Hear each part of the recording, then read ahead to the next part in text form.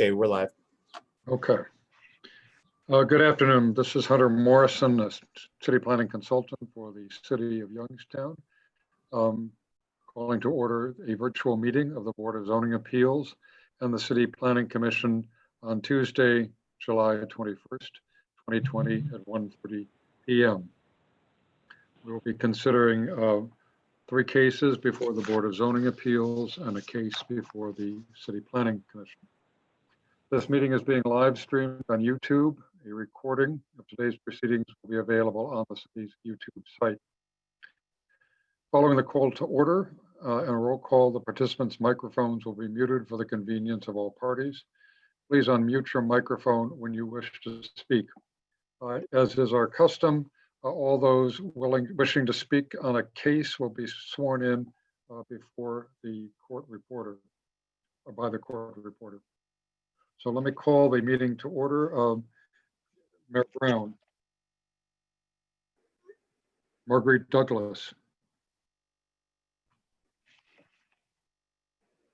Okay,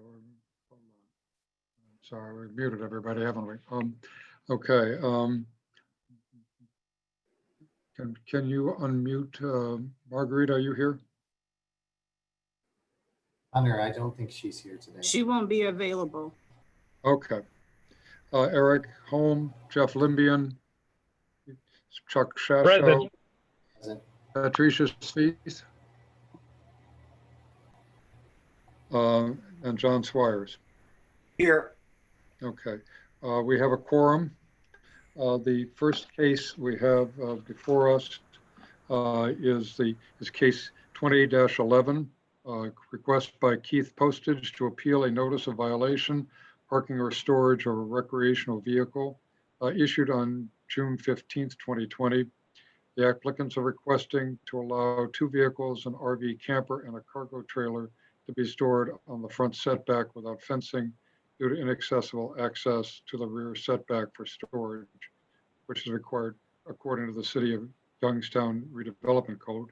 The property in question is located at 1627 Salt Springs Road, as in an RS 7.2 zoning district.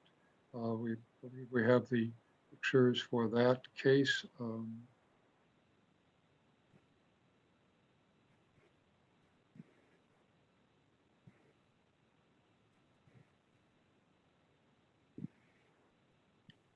Let me do a share screen here. Oops. You should be able to share it now, Hunter. Okay. Yep. Okay.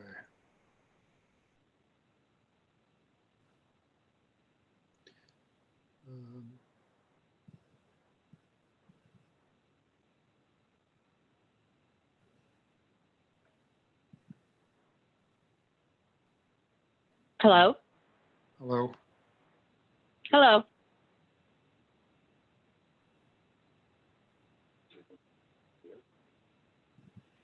All right. Hello? Hello. Who's speaking? Please? Yes. Belinda Postage. Let me wait. If you'd wait, let me just present the case, and then we'll swear you in. Okay.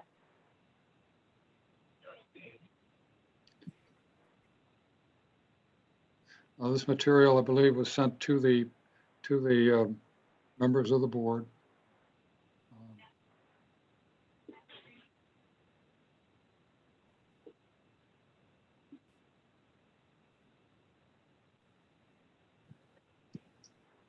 These are the photographs of the site in question. We don't see the photographs. You don't? Okay. No. What's going on here? Okay, Rick, how do I get that to happen? Yep. If you have the PDF open, then you do the share screen and choose that PDF. So open the PDF first, if you would, then you should see it on the list.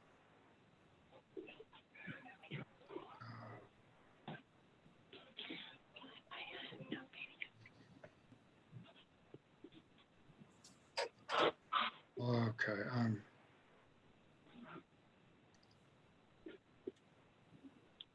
Can you see that? Yes. All right.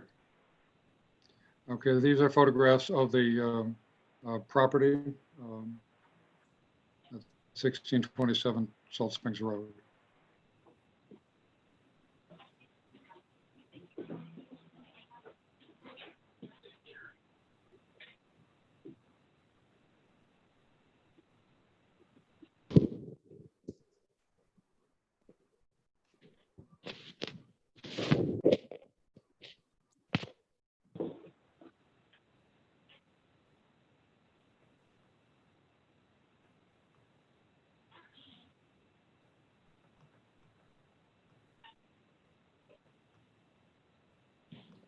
Hello, Yes, anybody hear me? all right. All right, is the court reporter here? Hunter, she is not. I sent a message that she wouldn't be available to swear in. So if you want to swear her in, and also for the record, the mayor's on the call. Okay, very good.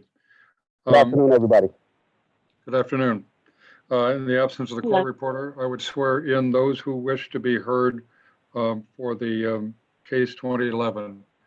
Will you raise your right hand and will you solemnly swear to tell the truth, the whole truth, and nothing but the truth? So help you God. Yes. And this is Belinda Postage, Yes. and you're here to speak on this case. Ms. Postage, can you state your name and address and tell us your give us your testimony. Belinda Postage, 1627 Salt Springs Road, Youngstown, Ohio, and it's 44509. And I'm asking for an allowance. Apparently I am on a corner lot, and that we assumed was my backyard because of a previous zoning from Ray DiCarlo. And he told us as long as we were at least 5 feet from the curb, we were permitted by him to park that back there.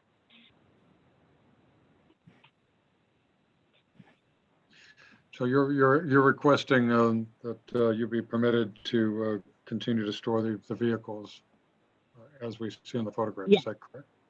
Yes, because I'm on a corner lot, and apparently my backyard to my neighbor is only like 3 feet. We assumed that was our backyard. I see. Do members of the board have questions for the applicant?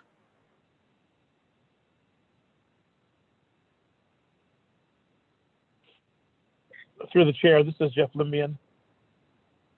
Yes, Mr. Lembian. I guess I would just ask Ms. Postage if you agree that it's unsightly, or you think that it looks okay, and it's just you're just kind of a victim of having property that is not conducive to that. It's fine. In fact, behind us, we have 7 empty lots that we cut and maintain ourselves. Where is this empty lot, Ms. Prince? There's 7 of them on Stevens Street. So when we when they sent this letter, apparently they consider our frontage, the front of our house, Stevens Street, even though we have a Salt Springs Road address, because they said there's more properties on Stevens Street.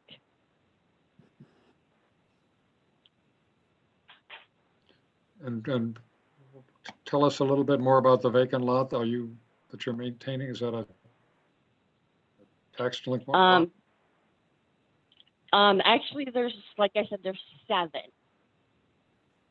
And we've cut the grass. I've lived here since 1984. And we've always cut the grass. We do the weed whacking. We've got a garden. we take good care of our properties.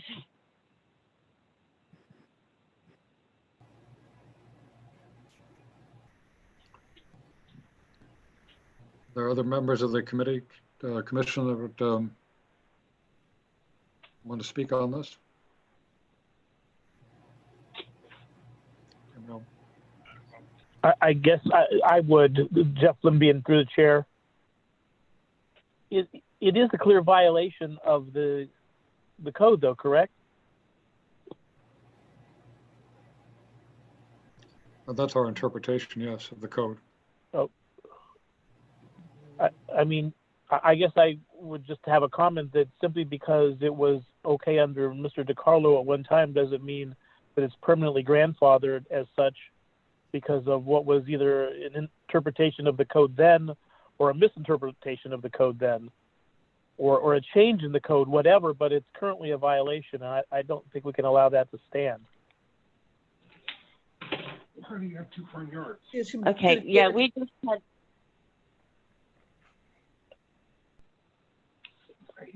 yeah, we had a question, you know, because that is behind our house, that was our backyard.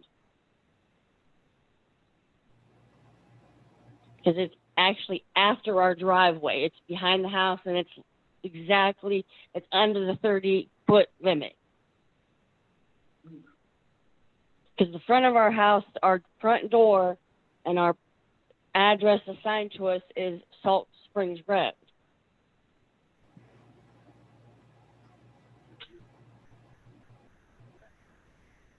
But we have our house, and then, you know, we've been permitted for a deck and everything behind our house. And then there's the yard.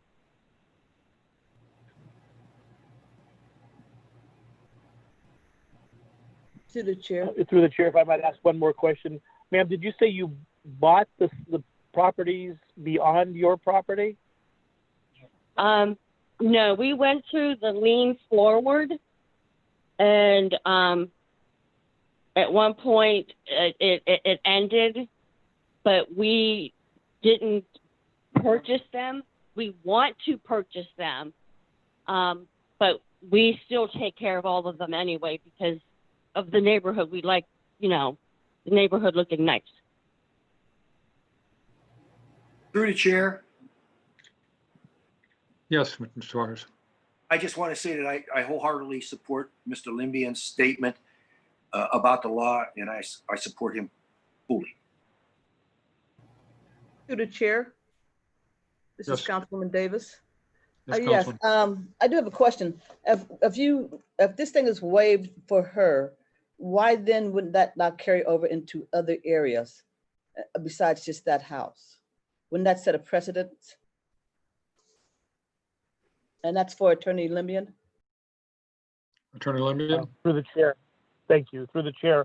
Councilwoman, yes, I believe that would set a precedent, and I think it's a terrible road to go down. And I think it further exacerbates the problems we're having with neighborhoods all around the city.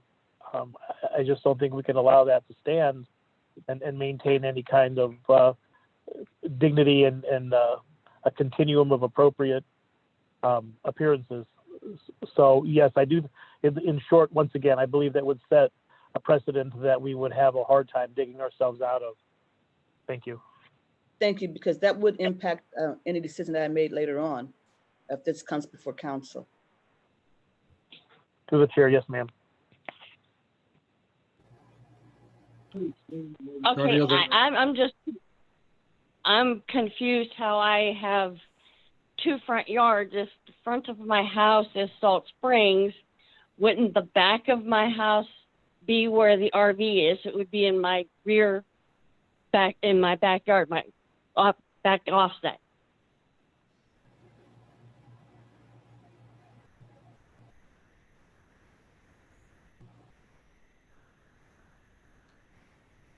Is there any?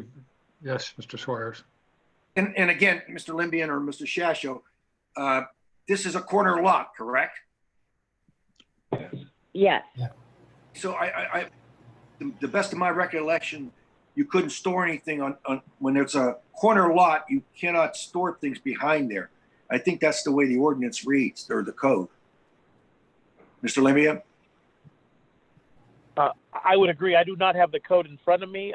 I mean, I don't know that the answer to that question is pertinent to the resolution of our matter. I mean, I don't think we're here to give legal advice beyond the scope of the question on the table today. I think it's just a violation of the code as it stands. Absolutely. Thank you. Through the chair. Yes. Can anyone hear me? Oh, okay. I guess I don't remember. I don't have the picture in front of me of where the camper was actually stored, but I am on Google Streets View here, and I'm just kind of questioning where her backyard is then. Are we talking about the area on Stevens Street? Yes, Would it be a side yard? that would, yeah, I consider that my backyard. Because I have a Salt Springs Road address. Right, but I would consider that the side yard. Like behind, like where your garden is, I think would be the backyard, I guess. Yeah, we can move it there. I mean, that would not be an issue. I mean, can anybody come to some determination what her backyard is?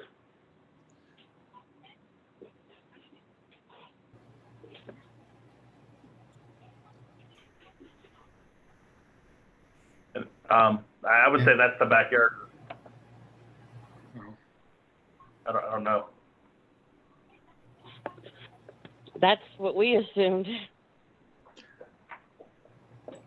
Well, I think where the I'm not sure again where the camper actually is, but the utility trailer that I'm seeing that's basically on the side of the house by Stevens Street, I would consider that the side yard. That one would be a side yard. I would. Is There's no door there. Yeah. That one we would not object to moving. But the RV one, we do a lot of RVing, but with the COVID and everything being canceled and shut down, you know, we haven't been able to go anywhere. Through the chair. Yes, sir. What exact is the violation? The fact that there is a camper, or the fact that it is in what we're considering the front yard? Ms. Fulmer, did you wrote the violation up, correct? Laura?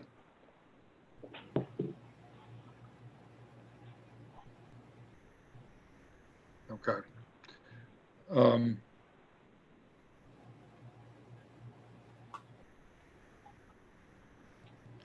Laura's not here.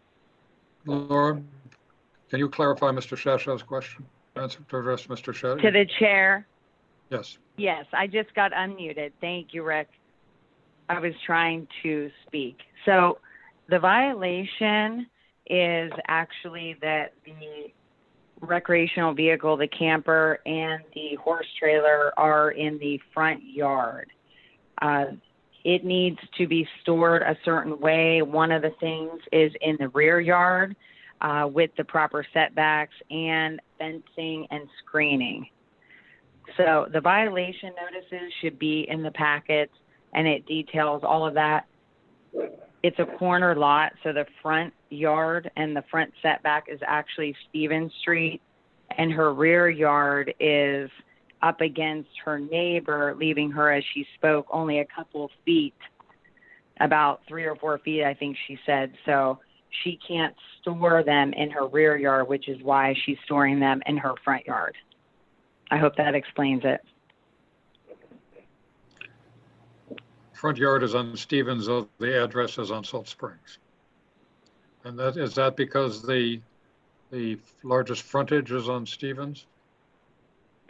It's because the greater number of parcels are on Stevens, yes. So that determines the front yard and the front setback. Does that answer your question, Mr. Shashaw? Yes.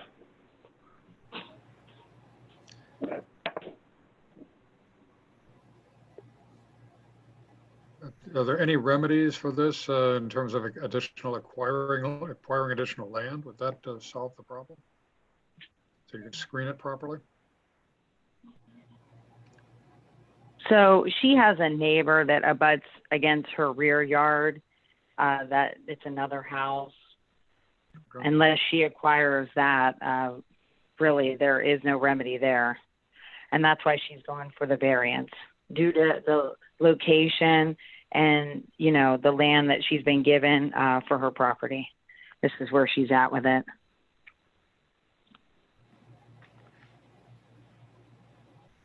Yeah, that's kind of why I went through the Lean Forward program, you know, to acquire all them lots so that I had more property that would not be, you know, since I do take care of them. That would address the issue, but you don't have those properties currently, is that correct? Correct. I have a letter from Lean Forward that I was approved for it. I went through the program and everything. And then for some reason it was halted, but I am wanting, I had talked to Laura about Land Bank getting those properties.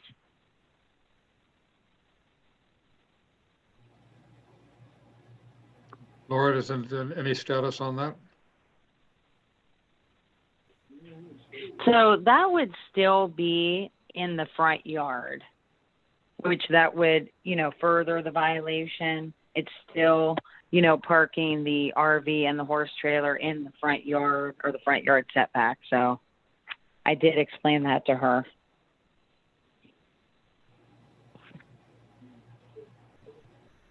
Technically, it's not a horse trailer. I don't want people thinking I had an open. It's an enclosed trailer for tools when he does work.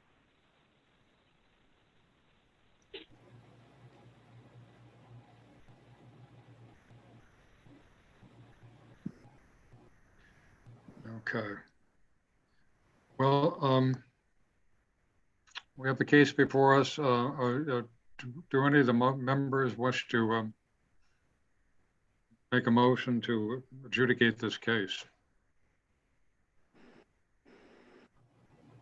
Through the chair, this is Jeff Limbian. I make a motion to uphold the citation, deny the variance. If that's should be in two, I could make them two separate motions.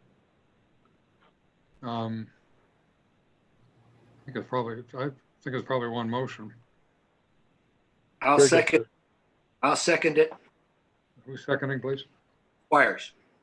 Okay. It's been moved and seconded to uphold the adjudication by the city and declare this property in violation. All those in favor signify by saying aye. Aye. Opposed? Who's opposing? Are all in favor signify? Is this unanimous? Aye. Aye. Aye.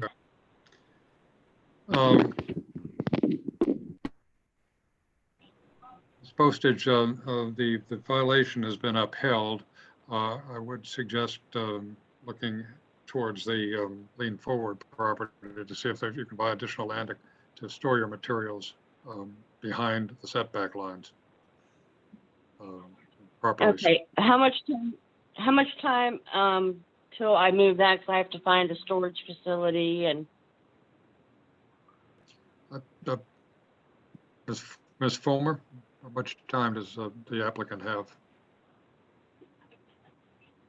in a case like this? That's up to the board if you want to stipulate that. I believe it goes into effect immediately. Is that correct, Mr. Limbian? Yes, sir. How much time does the board allow the applicant to remove the material?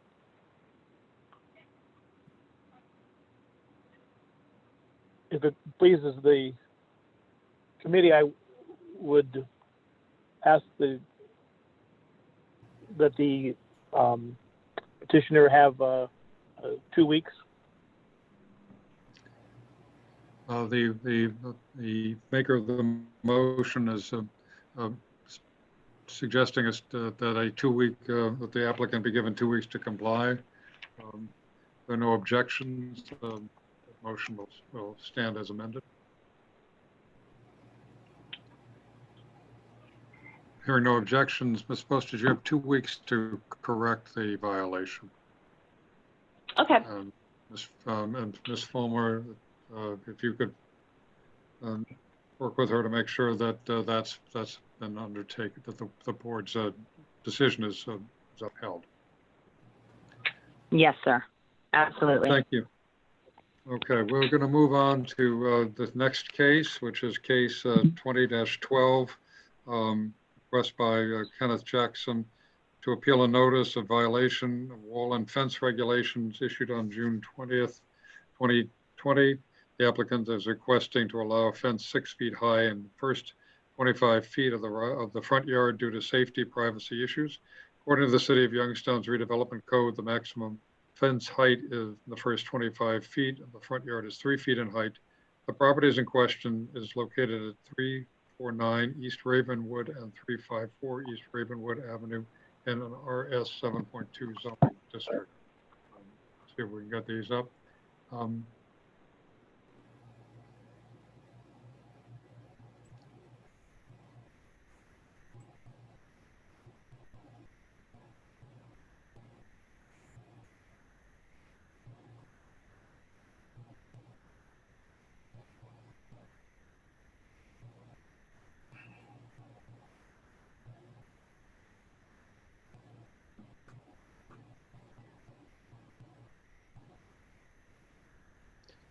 Can we see this?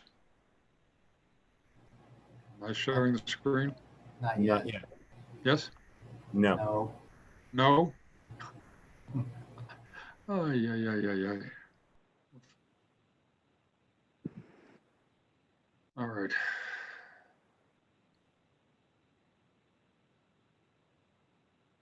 Sorry.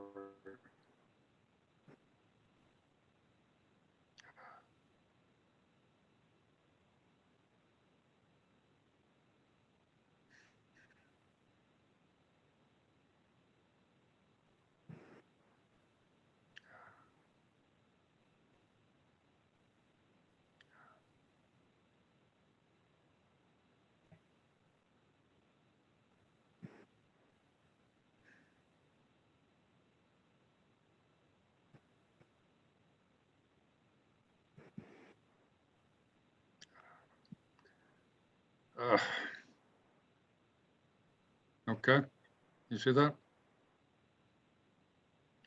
Yes, it's showing. Okay, very good, thank you. These Through are the the chair- properties. What? Mr. Chairman, Yes, are sir. we allowing comments during this process, and are we looking at any letters or anything that have been sent in? Just a question. I don't. Ms. Fulmer, do we have any letters that have been sent in? To the chair, I have not received any at this time. Maybe check with Nikki. Okay. Ms. Fulmer, you took the photographs of this case? Pardon? Let me stop and swear people in.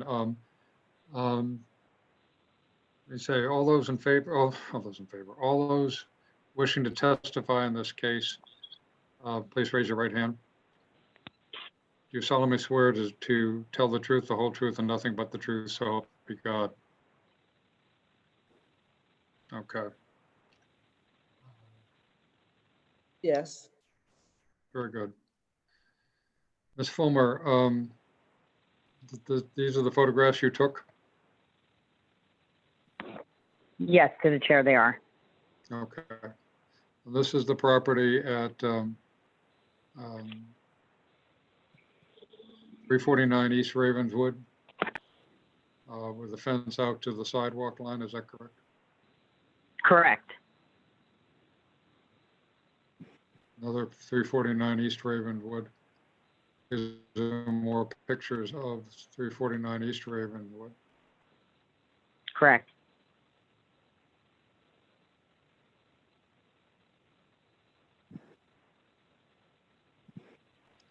Cars are parked in the front yard, is that correct? Those have been since removed. That Oh, was they've been- part of another violation notice. He did remedy that violation notice by removing the cars out of the front yard. And this is the other property across the street at 354 East Ravenswood, Yes, it's a vacant lot, correct. vacant lot that's been fenced to the sidewalk line.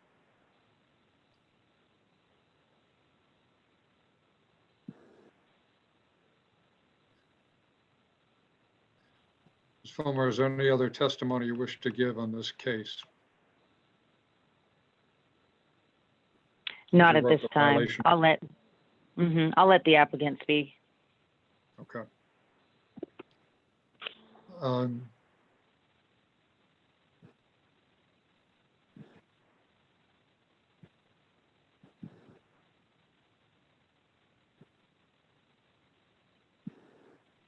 Okay. Is there someone who wishes to speak on behalf of this, of this case? Mr. Jackson or anyone else?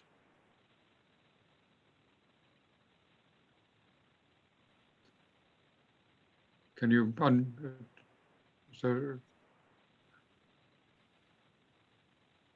someone who wishes to speak on behalf of the case? Is that, can you unmute?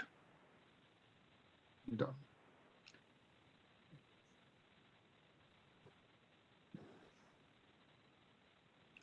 My apologies. Is there? Hello? Hello, how are you? Fine, thank you, sir. Yourself? Very well, sir. Are you Mr. Jackson? Yes, sir. Okay, thank you very much for, do you wish to speak on this case, sir? Yes. You wanted me to just explain to you why I have the fence up so high, and I understand you guys want it lowered, but the reason being that I raised it up, that is a very high crime area. And I had no way of knowing that once I purchased the house. Then I seen all the crime and stuff. Then I purchased the field to do like a food bank over there to feed veterans that's in need. But I started getting people dumping illegal in the yard after I purchased it. Then I had people throwing stuff from each house on each side at 354. They were just dumping over there, and I'm studying, calling for help and trying to find out what can I do before I get charged for that. But I've been keeping the property together. I put that wire fence around there just to keep people from dumping in there until I could get it backfilled and then do the food bank that I want there. As far as the property at 349, me, my dog, and my wife was threatened by the drug dealers. They said if we call the police, they're gonna kill us. And I had things dumped in the yard to try to kill the dog. I had people coming up to the fence, drug dealers and whatnot. They were fighting, shooting, and a lot of violent things was going on. As I raised the fence up, it kind of got quieted down. But I started with the fence low, but they start coming in the yard. So as I raised the fence up, the problems start going away, quieting down. So it's very, very, very bad and dangerous. And we didn't know that. And, my wife, she's sickly. She's got bad liver and whatnot, and I'm dealing with that. And I'm trying to, do the yard across the street as a food bank for veterans, because I'm a veteran. And the house that we live in, we're just trying to live there in peace for our last few dying days here we have, and not be disturbed by drug dealers and people taking over the neighborhood. Basically, that's it. And the dog not get killed. And we don't want no kids reaching in and, the dog bite them. we were told by the dog people that, we gave the dog a long chain. Then they said we gotta let him loose to run. The dog is tearing and like slightly pit. He can jump over at 3 feet. He's taller than a 3-foot fence. And I don't want no one harmed in that. So to take it down to 6 feet is fine with me, and hopefully nobody would disturb us anymore. But as far as at 3 feet, I mean, it's gonna start causing problems where these drug dealers back in your yard, easy, they step right over that. And they're threatening. And we have, no way of protecting ourselves. We put the dog up there on the chain, but they threatening the dog now. I mean, the local authorities, they're busy. They got other things that they have to do. They don't want us calling them every time a drug dealer threatens us. And let alone when the guys come with the trucks and do that illegal dumping across the street, such as Youngstown had that problem before, and they told the man to fence it in. Well, this is what I done to try to prevent that. And it's only that fence is there across the street temporary anyway, till they start getting trucks and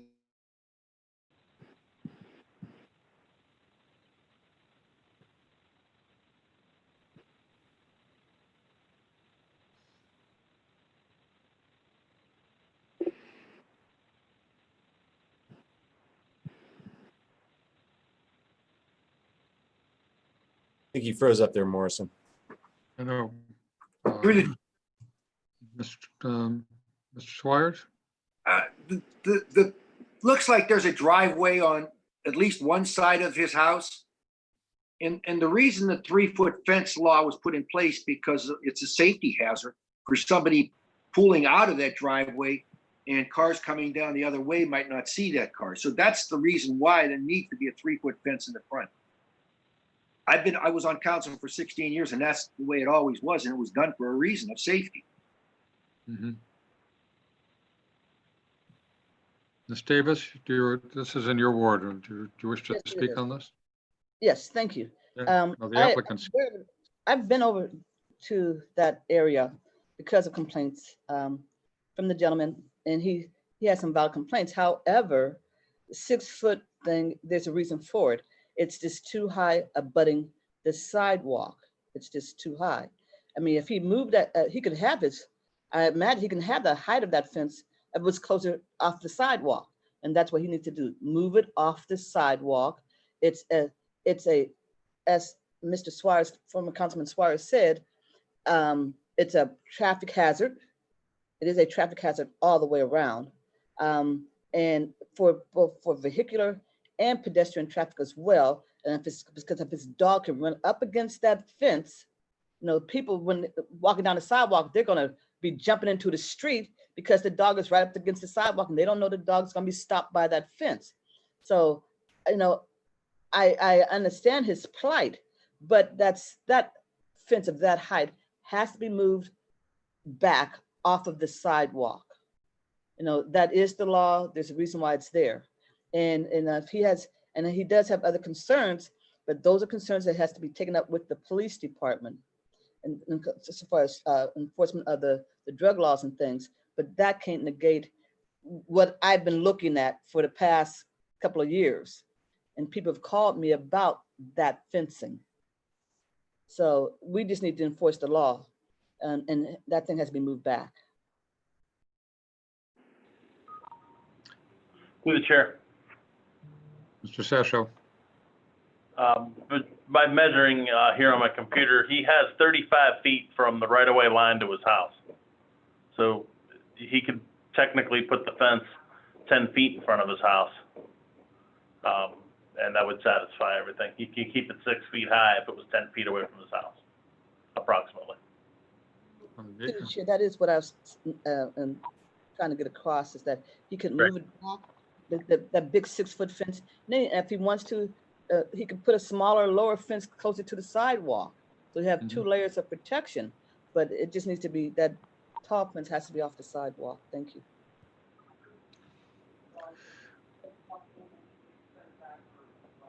So we have two properties in question. We have the property 349 East Ravenswood, which is the house. Is that correct, Mr. Fulmer? Yes. Okay.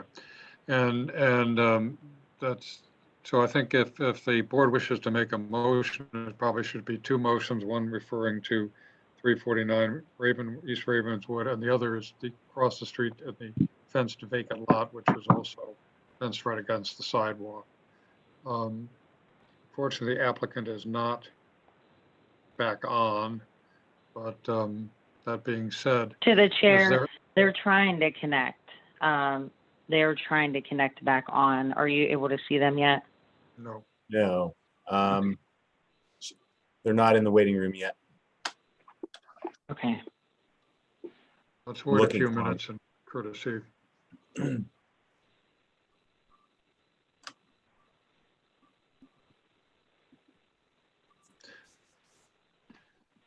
So, Ms. Fulmer, the question, while we're waiting, the question of 354 East Ravenswood, the fencing is also too high and too close to the street at that distance from the street. Is that correct?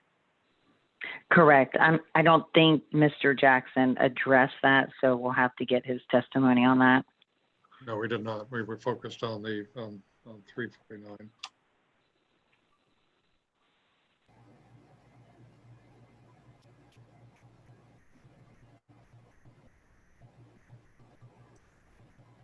Through the chair. Yes. For anybody that's online, they can see an October 2019 picture of both the lots with fences. Via Google I'm sorry, Maps. I didn't hear you there. You can see both of the fences on both properties via Google Maps. The photo is current enough to be able to look at it for anybody that wants to during the interim.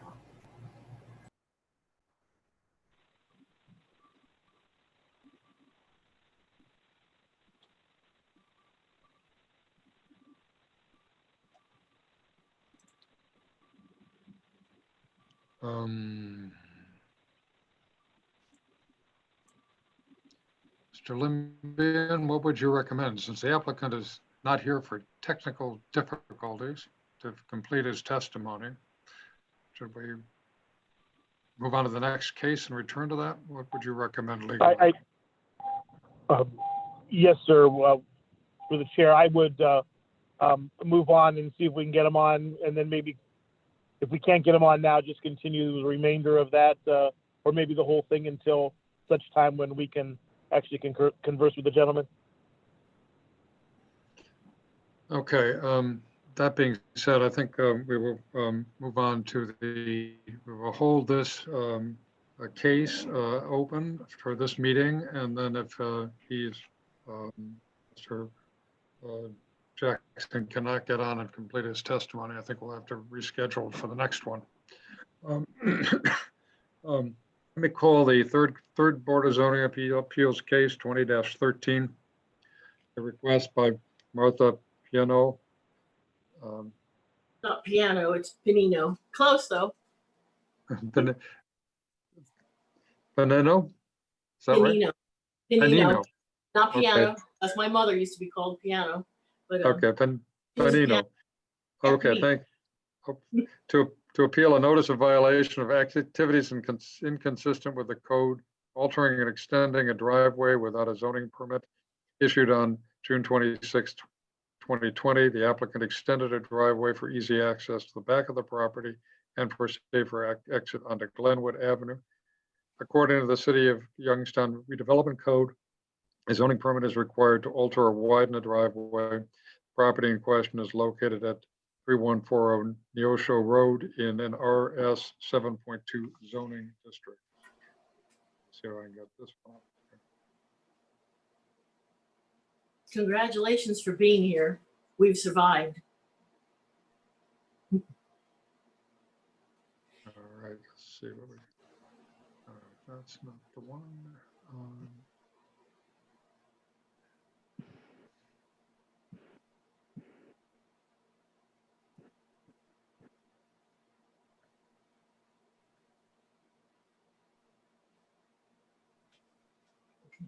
Are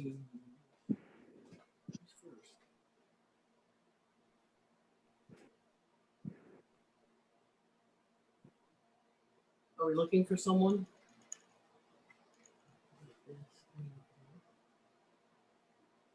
Okay. Can you see this? Okay. Yes. Okay.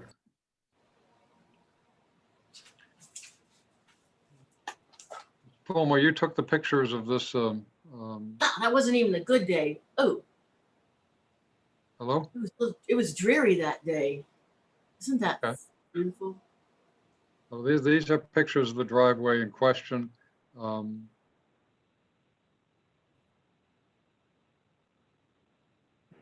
the operations of a bakery, as I understand it. With a bit of a turnaround around the tree. This is the front of the property. Let's see, I think that's. And these are information that we've supplied the board with regard to the notice of violation, et cetera. So the property, the driveway extends in from Glenwood Avenue, and there's a circular drive and back out, if I understand it. Is that correct?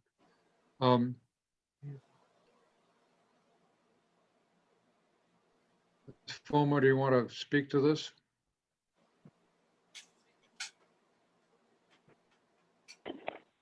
To the chair, this is a case where no permit was obtained for the altering or widening of the driveway. That's the matter at hand, and she's appealing that notice of violation. And I'll go ahead and let her speak. Before you speak, can I swear you in? You solemnly swear to tell the truth, the whole truth, and nothing but the truth, so help you God. Ms. Pinano? Oh, I thought you were swearing in Laura. You said. No, I'm okay. swearing. No, I'm okay. swearing- Hello. Okay. Hi. You- That's all I ever do do you is the solemn- truth. Okay, Yes. do you solemnly swear to tell? Yes. Okay. So tell us your story. Yes, in case everyone's not still, yes.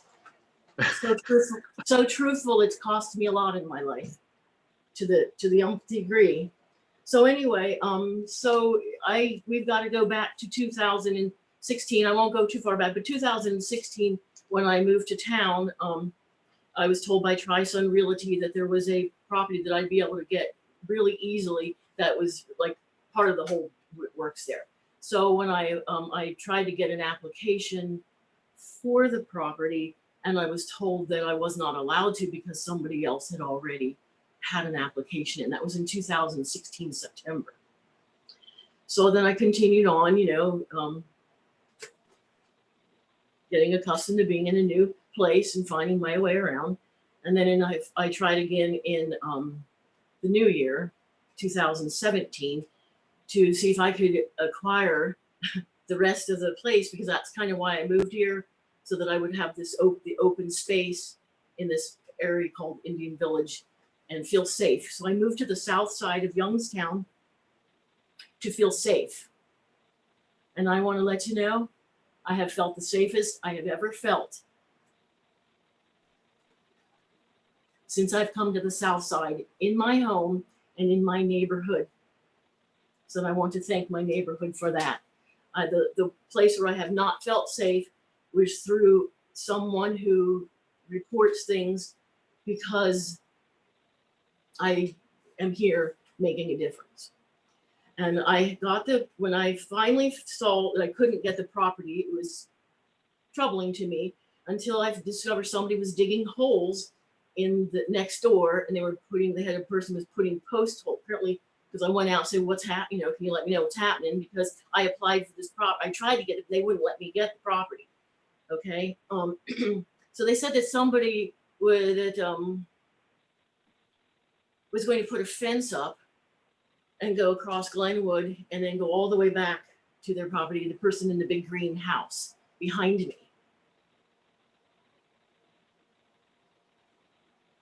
Well, the person in the big green house that was behind me somehow decided that they would let me have the property, and came to me and approached me in the summer of 2017 17. Now I'd noticed in the meantime that it was that whoever had the property was not mowing it. It was the city was still mowing it. Well, this person came to me and said, oh, they think that I should have, actually, they said that they actually said God thought I should have it. So they had me pay cash for it. I mean, it's gonna be quickly, but they said I should pay cash for it and they would handle the paperwork. Excuse me. So I got the I think- property and then I ended up with the rain, the rain. So I had to fill in, there was a huge, found out as I started mowing it, there's a huge place where apparently there was somebody's home there and it had been imploded or destroyed and then put down into the hole and it was opening up and becoming a very watery.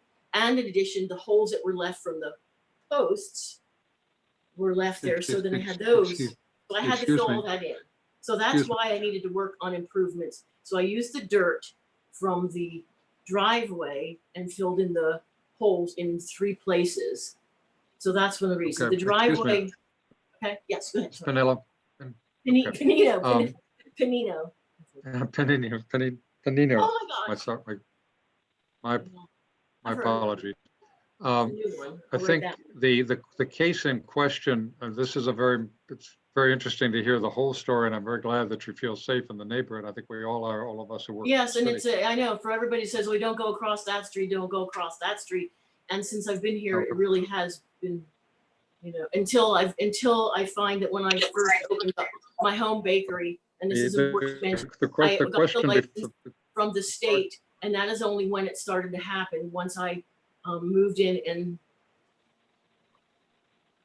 did that. And then I went to the city and got a sign permit and zoning permit from the city. The question is around your driveway and the Yeah, I driveway being, So it's all right. The driveway is because I needed to have an area that would be accessible and take some of the ground as landscaping to fill in the hole on the other side.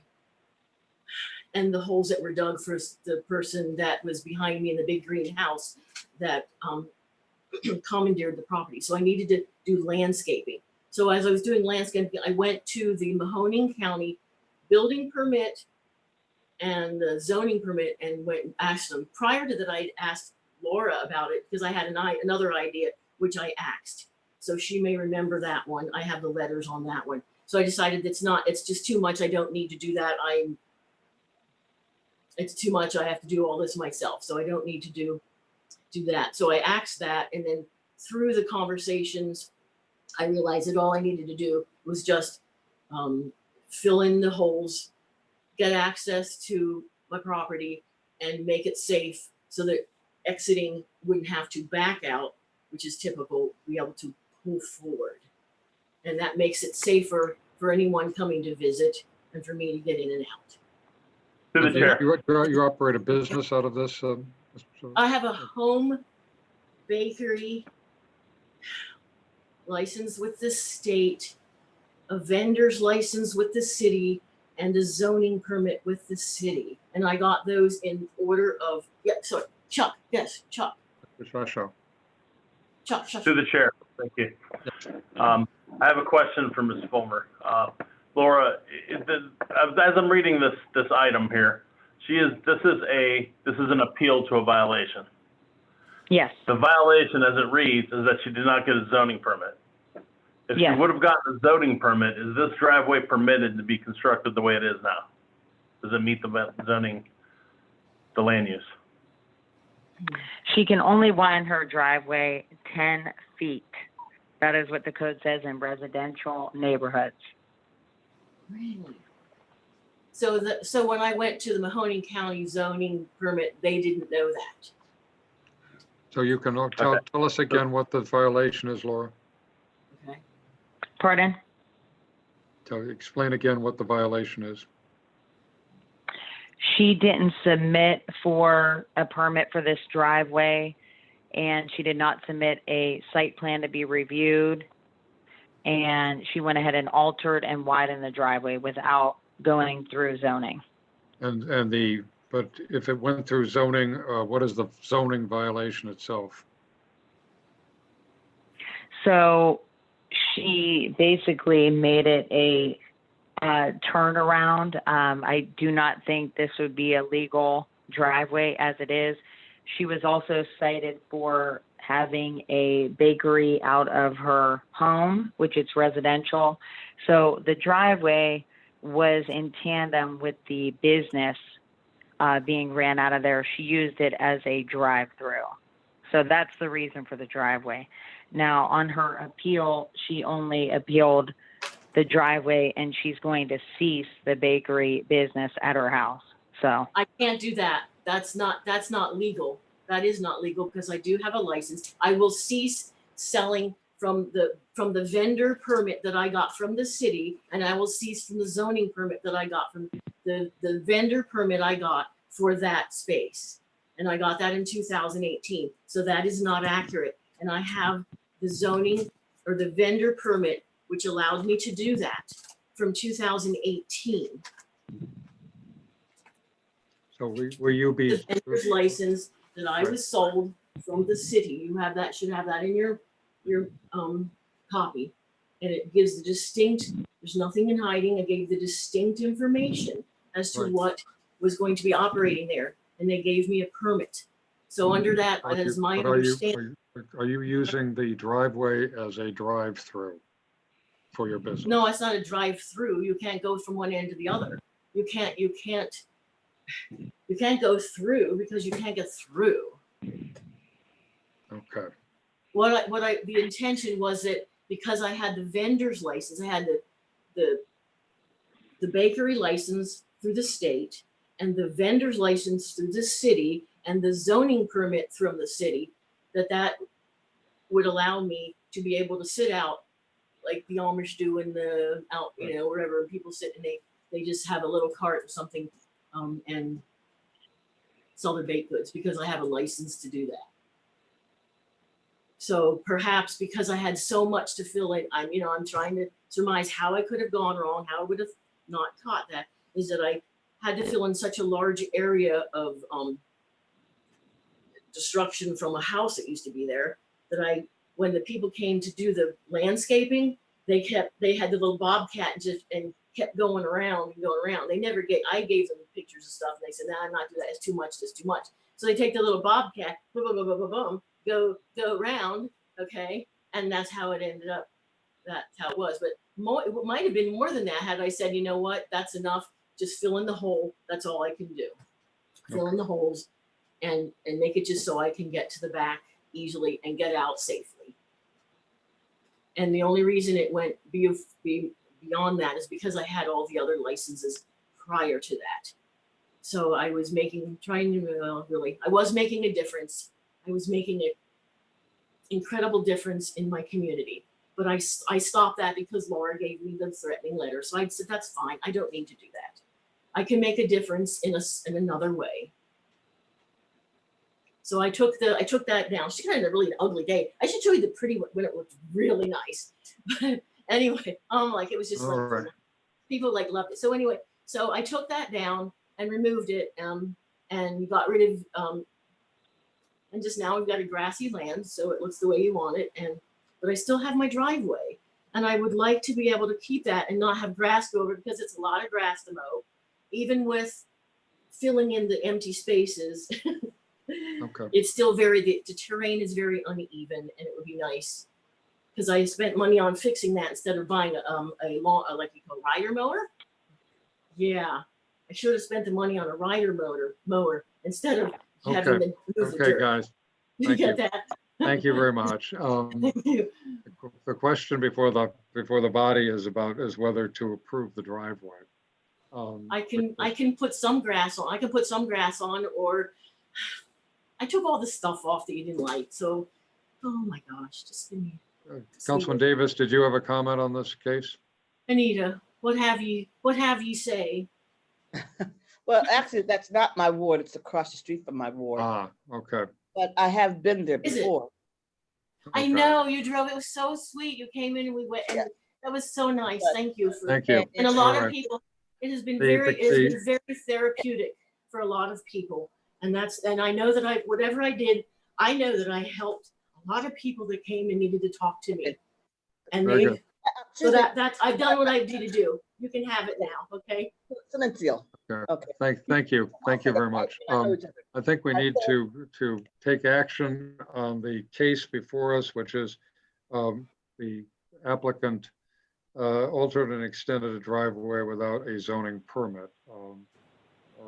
Through the chair, Mr. Shasha. I have a question.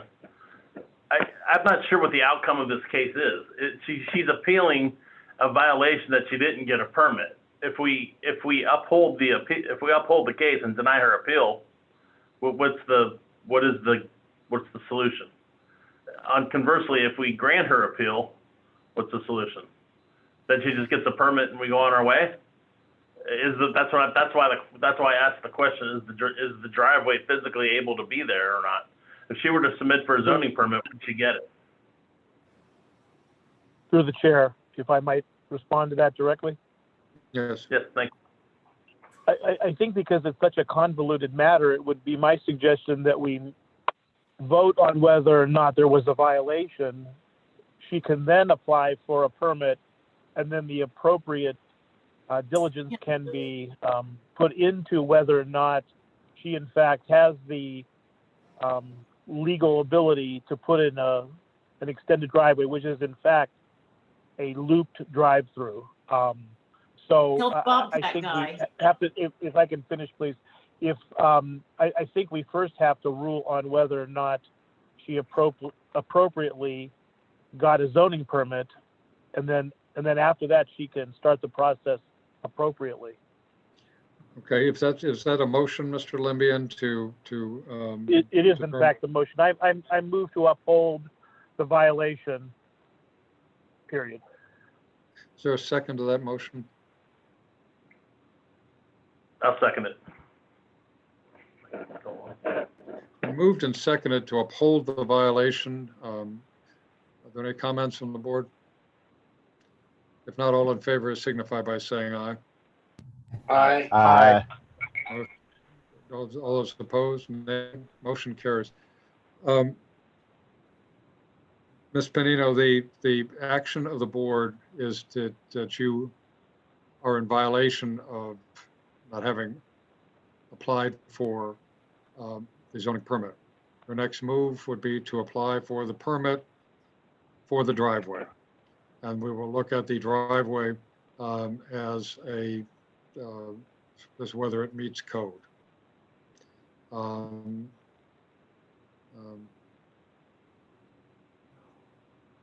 I think you're muted. Oh, that's probably just as well, but I was only saying nice things though. That's all I ever do. Oh, that's nice. So I did, so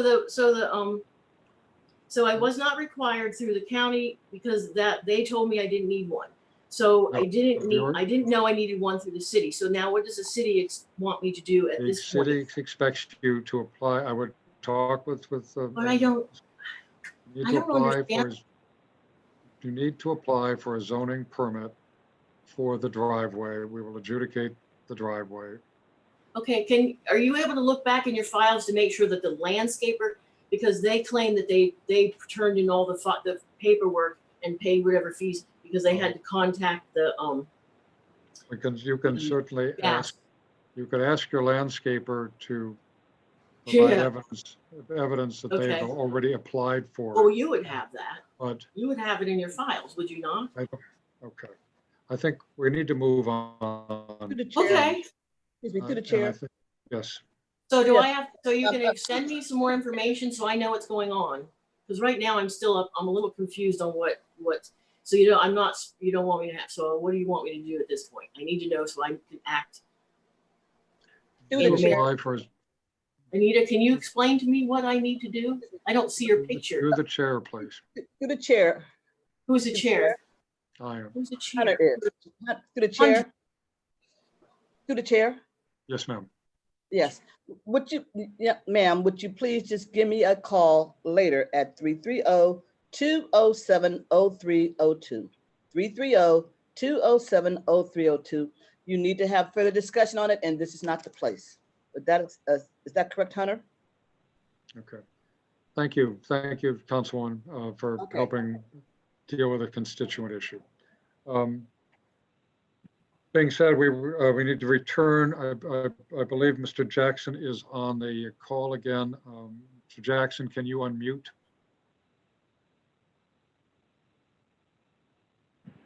Hello? Hello, Mr. Jackson. We heard your testimony on the property of 349 East Ravenswood. We did not hear any testimony because on the property of 354 East Ravenswood. Okay, the problem with 354 is once I purchased that property, I had it surveyed. Then once it was surveyed, we put the string all the way around. Somebody apparently kept cutting it. They drove up, backed up in the yard, and they dumped illegal. Then the neighbor to the one side, he cut all his bushes, dumped them over in the yard. Then I had to, call the police and authorities about that. Then the neighbor on the other side cleaned his whole house out and start throwing everything over in the field. Plus he had his kids playing in the field. And once I told them they can't play in this field because I'm responsible if they get hurt. And I said, you can't do that. He got into a big brawl and started threatening. So I ended up having to call in, the authorities for that. So what I did, I said, at best, I put another rope. He ended up start cutting the rope with a knife all in one day. It just trouble. So I just said, I'm tired of calling downtown about this. I'll just put the fence up until I could go ahead and do that food thing that I want to do. And I'll put that temporary fence around there to keep it safe and keep illegal dumping out of there. Okay. So everybody's fine. You're testifying that in the 354 Ravenswood case, it's a question of dumping. Correct? Preventing And dumping. trespass, and the kids trespassing, playing, and they may get hurt. Safety issue. Okay. After you unfortunately left the meeting, we had a discussion about the intent of the setbacks. Mr. Swires talk and Councilman Davis both spoke about the safety issues that your fences present. I don't know if Mr. Squires or Ms. Davis want to reiterate their testimony because it was very instructive as to why the requirement is that the fences be set back. Mr. Shasho also noted that you could meet the requirements on 349 Ravenswood by moving the fence back. You'd still have 10 feet in front of your house to be fenced at a higher height. I don't know if any of the speakers that talked on this while Mr. Jackson was trying to get back on want to recap their testimony. Well, through the chair, basically the law has been in effect for many years, and it was put in because of the safety issue. I see there's driveway on one side of the house, and I didn't check the other side, but the reality is the 3-foot height law is so that people that are backing out of the driveway, they would be able to see if a car is coming up either way. So, otherwise they could just back out and there could be an automobile accident. So it's been like that forever. I think Mr. Shasho's remedy is the best remedy for this gentleman. Mr. Shasho, your remedy was to move the fence, the tire fence back. You estimated about 10 feet from the house. Is that correct? Through the chair, yes. When you put a fence up, you need to apply for a zoning permit. The zoning permit includes a site plan to show where the fence goes. He should have never gotten a permit to put this fence up this close to the property line. So yes, if you move it back to where it's supposed to be, 25 feet off of the right of way, then you wouldn't need a variance or anything. You just get the permit and put the fence up. He said 25 feet? Yes, and you'll still have 10 feet in front of your house. No, you would have to move the fence line 25 feet from the sidewalk, which is still 10 feet off of the house. You could put the fence, the tire the six, That's- the 6 feet you want. But you, as Mr. Shasho pointed out, you have to apply for a permit to do that. Oh, Just go ahead, just go ahead and put a fence up. right. Okay, so as far as the fence that's existing, you want me to cut that all the way down to 3 feet? The first That would be- 25 feet? Yes, we still need you to apply for a permit to do any fencing. Yeah, I'm saying to cut it down. Yes, you can That cut it down. it's already out. Yes, so I but you need a still need a permit? permit. Yes, you do. Oh, Come in and okay. show us what you're gonna do and then do okay. it. Okay, I'll as soon as I can, I'll come on down and do that. Okay. Can Can you go do ahead. the same? Can you do the same for the other property? I can do the same. I mean, it's up to you guys. If somebody get over in there, them kids, if they get over it and they get hurt, who's gonna be responsible? Because I already had a problem with that. And believe me, up there on that street, it is very dangerous to live there. I wish I never moved there. You got any type of crime that go on that street that you can imagine right there within that little section. So, it's very dangerous up there. I mean, you would want to wear an armored suit to live there, basically, because it's any crime that you can imagine Okay. goes on up there. Okay, we appreciate that, and that is a crime issue. But in terms of the fence, again, you have to set it back 25 feet from the property line. Okay, at that so height. cut that one back 25 feet as well. Okay. Yes. So again, All you right. need a permit for both. Okay. So it sounds, Mr. Jackson, like you're prepared to come and follow the code. Oh, without a doubt. Okay, Yes. is there a motion to uphold the finding of, or the violation on case 20-12, the instructions to the applicant to file appropriate plans for compliant fences? So moved. Is there a second?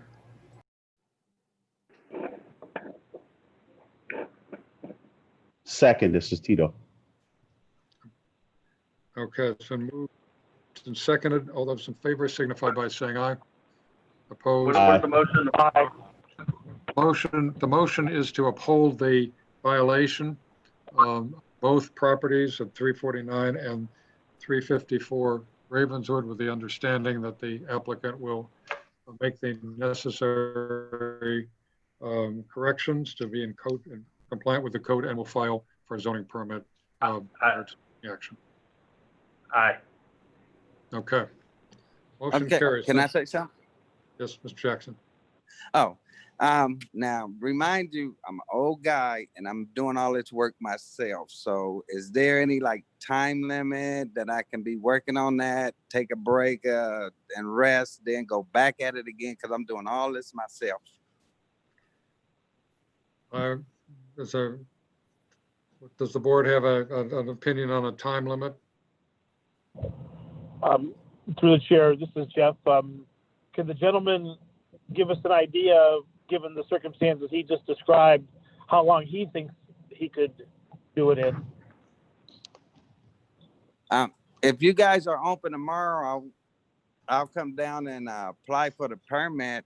Let me see. How much is it gonna be? First, I gotta wait till I get paid. I'm on Social Security disability.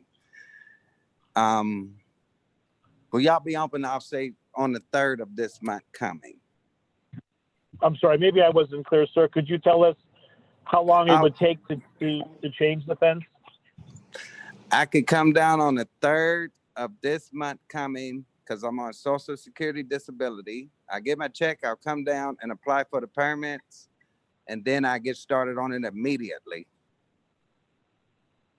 Can you do this within a month? Accomplish getting the Yes. permit and doing the work within a month? Okay. Yeah, Well, let me yeah. To home, Mr. Mayor, is it acceptable to give Mr. Jackson a month to accomplish this. That is reasonable, yes. Yes, I Okay. agree. Well, Mr. Jackson, you have a month to correct the violation. Okay, thank you, folks very much. Thank you very much. Thank you. The next Okay. case is a Youngstown neighbor development case. Actually, there are two cases. We've failed to put the second one on the agenda. The second case is really a brief presentation of the housing plan that we're going to ask the Planning Commission to recommend to council. So we're meeting in this case in these two cases as the Planning Commission. The first is reference 1420, request by Ian Beniston, Executive Director of the Youngstown Neighborhood Development Corporation, to change the address labeling of an apartment complex owned by YNDC at 650 Claremont Avenue to units A, B, C, and D to remain consistent with the current address labeling of the property.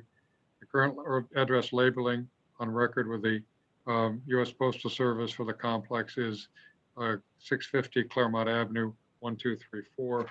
The action that Mr. Beniston has requested is a motion from this committee adopting the traditional address field of A, B, C, D as the official addresses for this apartment building, and to provide a letter to Mr. Beniston to that effect, so that he can take that to the postal authorities.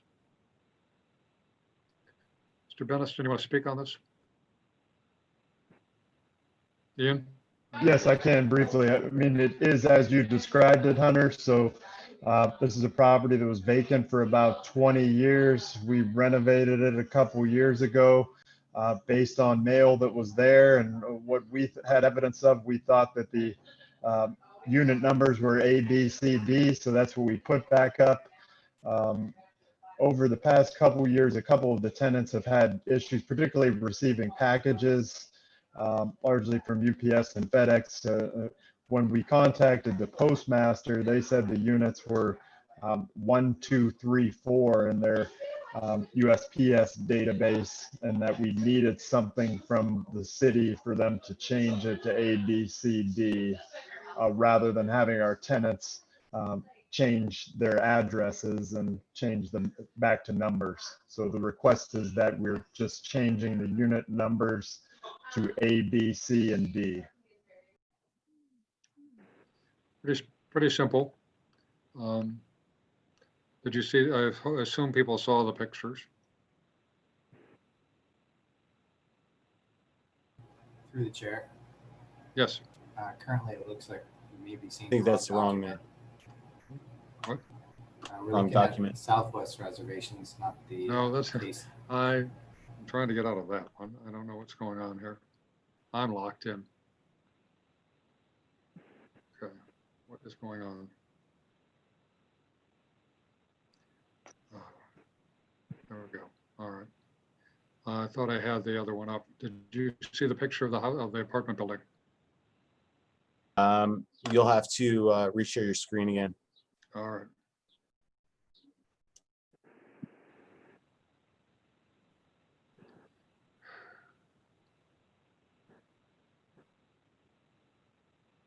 No, that's not the right one.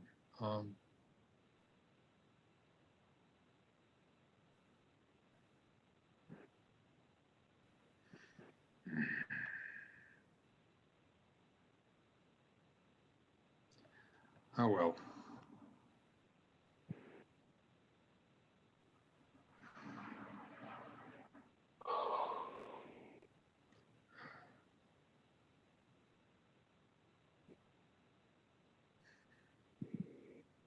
If I may, through the chair. Yes, I think simple action on the part of the chair. All right. Yes, if I may make a motion to approve the request, it seems like a simple pro forma, if that's the right term, change without any substantive change to the property that would make any difference in the appearance of the property or any zoning issues. So I once again, I'll just make a simple motion to approve the numeric change. Second Okay. motion. Very good. Is there a second to the motion? Second. Eric, did you second it? Yes. Okay. Been moved and seconded. All those in favor signify by saying aye. Aye. Opposed? No. Now, Ian, can you present can we do a share screen direct with Ian to present the housing study so that we can proceed to the council? Ian or Jack? Yes. You want to Yep. Yeah, I'll put it up right now. Okay. I'm going to go very quickly through it too, Hunter, because this is repetitive for most of the. That's correct. And I Planning apologize for Commission. those but I think we need an action by the commission to make a recommendation, to adopt this as a guide document and make a recommendation to council.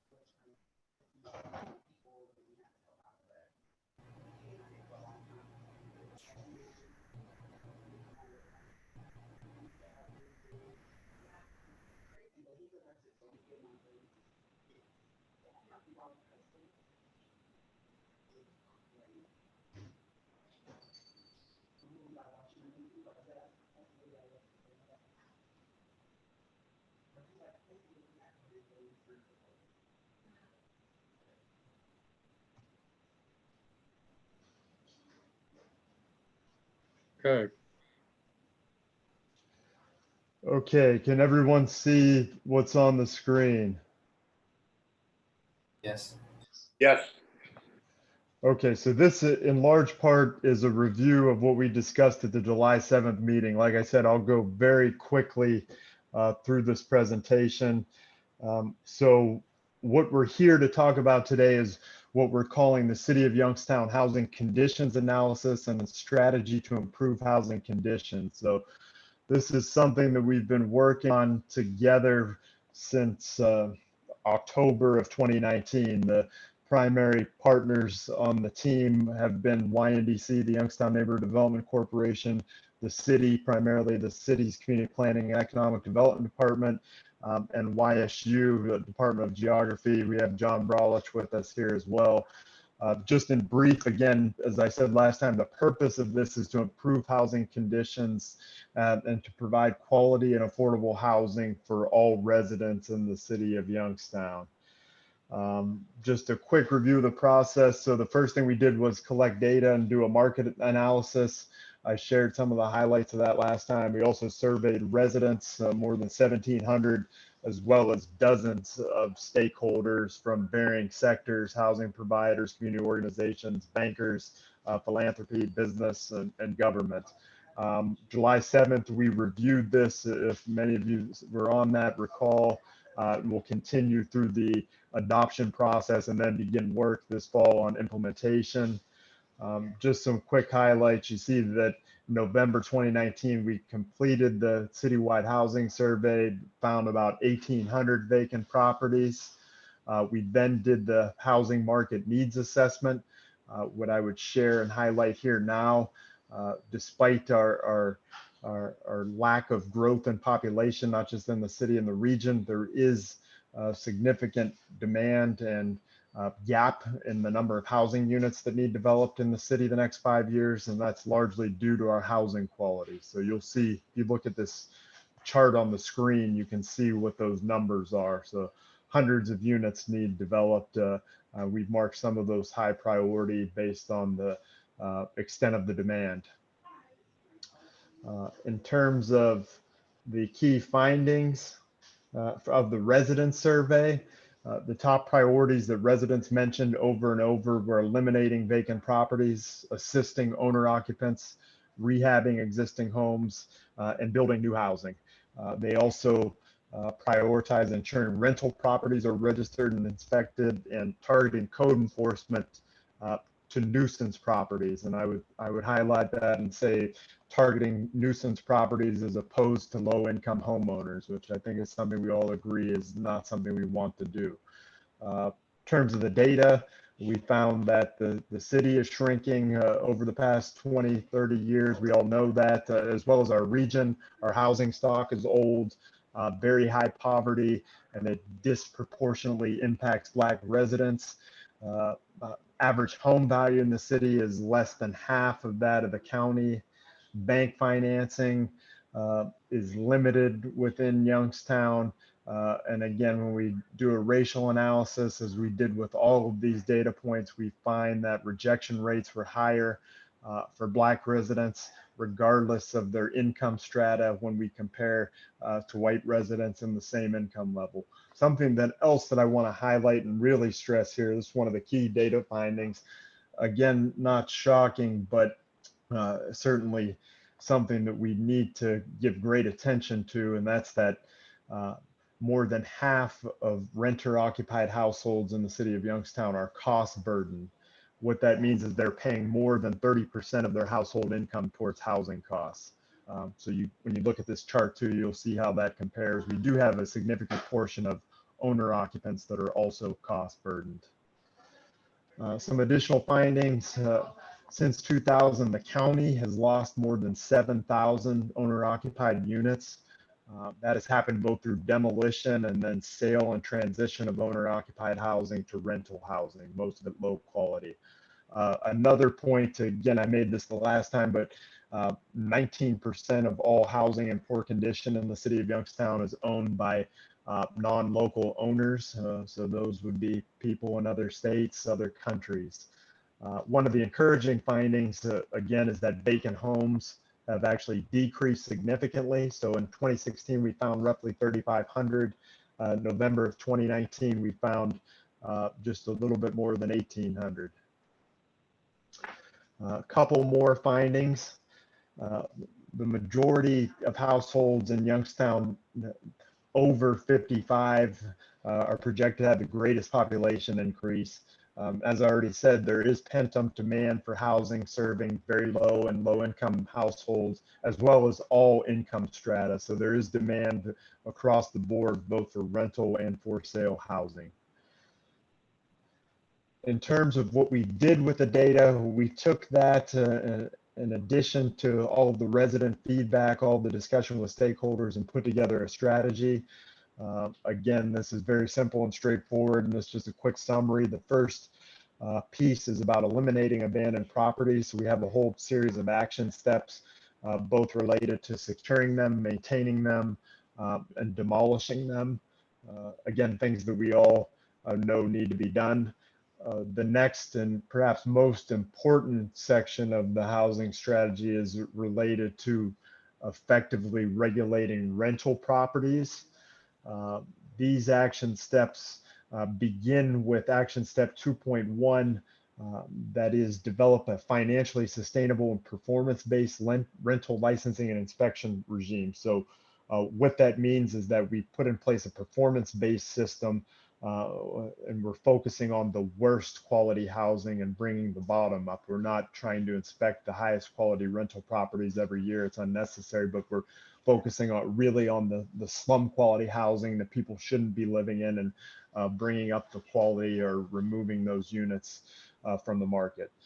Then there's a whole series of other action steps that just generally relate to regulating rental properties, as well as tenants, working with tenants and developing them as well, and their ability to identify and find better quality housing.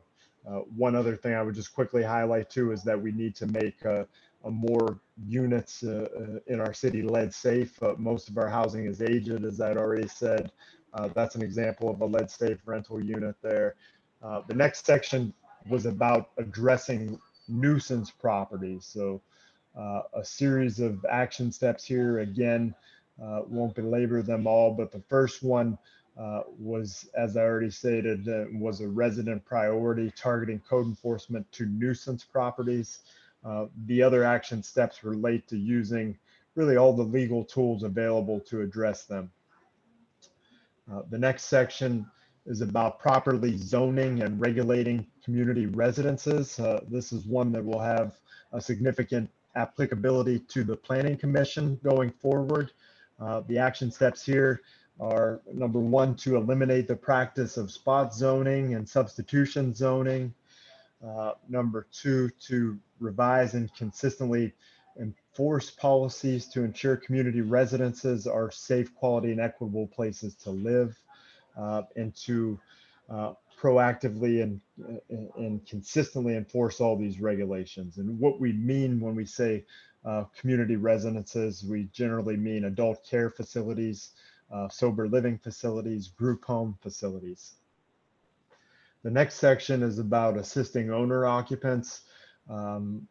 More than half of the city's homeowners are low income, and there are many thousands that need repairs to their home. So this section has a series of action steps as to provide resource and development for homeowners that need to be able to maintain their housing and or repair it. The next section is about developing home buyers and incentivizing them. As I said before, we've seen a decrease in the number of owner-occupied units. There are many ways that we can incentivize and develop people to become homeowners. So we lay out a series of action steps here, beginning with housing counseling, then down payment assistance, individual development accounts, and then working with some partners from outside the region to develop successful lease purchase models here in the city. The final section of the strategy is about encouraging new housing development and renovation of existing housing to create new units. So there's a whole series of strategies here. The first one is extending the community reinvestment area to cover the entire city. Then there are a number of others related to resources, so establishing a housing trust fund, and assembling resources sometimes from places we don't think about. One example I would offer and that we have in here is working with our local healthcare institutions, healthcare providers, health insurance providers to develop quality housing, as we know it's a key social determinant of health. And then the final action steps in this section relate to building more capacity for development. So developing more local and small scale rehabbers and developers from the city and in the city. And then from there, being able to develop a pipeline of projects. To do that requires assembling land. So we need to assemble and hold vacant lots in both in the city and county land banks. And you know, this last action step we have here is something that we heard over and over and really resonates through all these sections, which is that we need to develop market rate, market ready housing. So what that means is we need to renovate the existing housing stock that we have so that it's modern and attractive to people, and that in some cases we need to begin to look at building new housing where it makes sense, where there's a need, where it fits into other neighborhood stabilization goals. So that's the strategy. A very quick, brief summary. In terms of the next steps here and moving forward, first thing we need to do is finalize the strategy. We also have an implementation plan that goes along with this. We're still finalizing that, but what that does is kind of lays out who needs to do what, how do we pay for it, what are the partners, what are the resources, what are the best practices.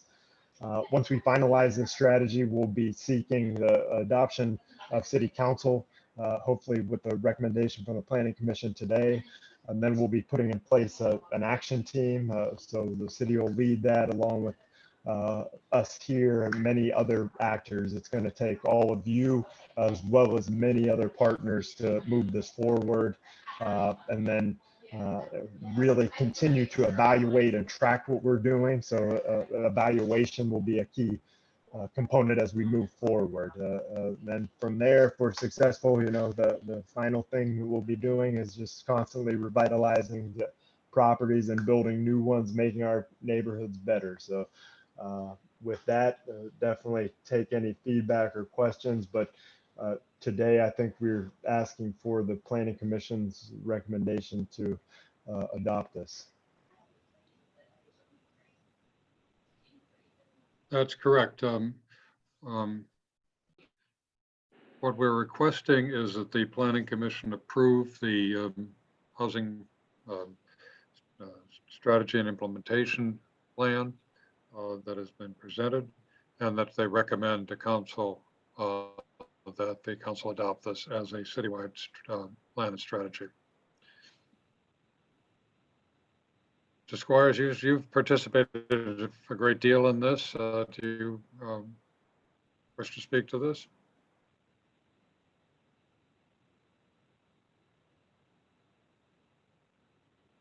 Okay.